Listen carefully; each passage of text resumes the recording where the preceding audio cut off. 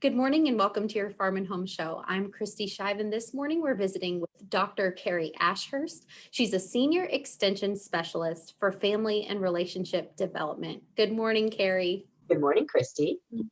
Kerri, today you are going to talk to us about making mental health a priority. But first, can you tell us what mental health is and how we can keep our focus on it? Sure. Simply put, mental health is just our emotions, our psychological well-being, all of those parts that make up who we are, right?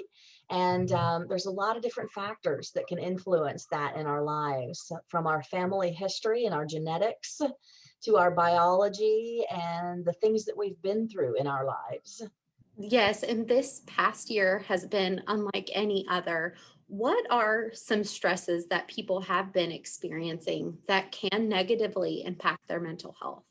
You are so right, Kristi. The COVID-19 pandemic has been very difficult, and for some, it's been flat out traumatic.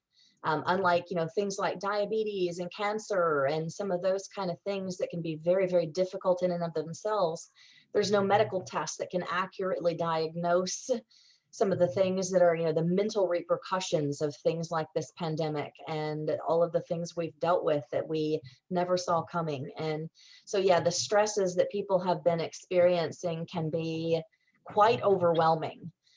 Fear and worry about our own health, the health of loved ones around us in our lives, the changes in routines for ourselves, our children, other people, and how that can affect our sleep, our eating patterns, the things that can help us the most to maintain some of our mental health.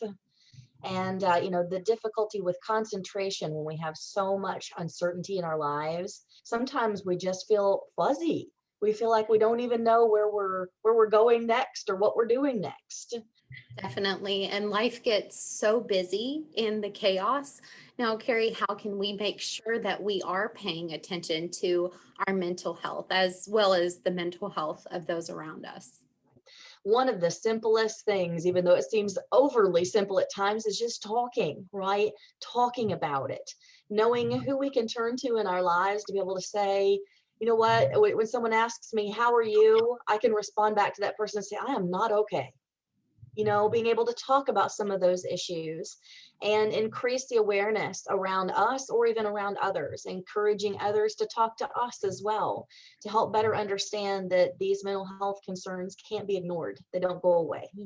And I know some people are often concerned about things like even thinking someone could be suicidal. And oh my gosh, if I ask them about it, am I then encouraging suicide or encouraging them to develop a plan? And the answer is actually quite the opposite, that talking about suicide with someone does not increase the likelihood that they will attempt a suicide.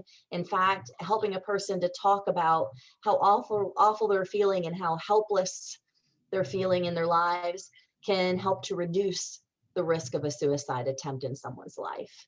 And one thing too that I wanted to make sure and point out, and I think is great for everyone out there to have handy on a cell phone, is a couple of things. One of which is the suicide crisis line. It's a national crisis number that's 1-800-273-8255. And that number can be put right into your phone and can connect you to someone who will then help you to get to someone as close to where you're living as they can, so as local as they possibly can. And I even encourage people not only to put that in their phones to have it in case a loved one, friend, client they're working with, customer they're working with tells them that they're feeling suicidal or hopeless, but also I encourage people just to call it, and when they answer, tell them you're not in crisis, but that you just want to walk through it. You want to experience what the wait times are and who it connects you to. That can also even help you learn more about some of the resources right in your own communities and the people and organizations that are out there close to you as well.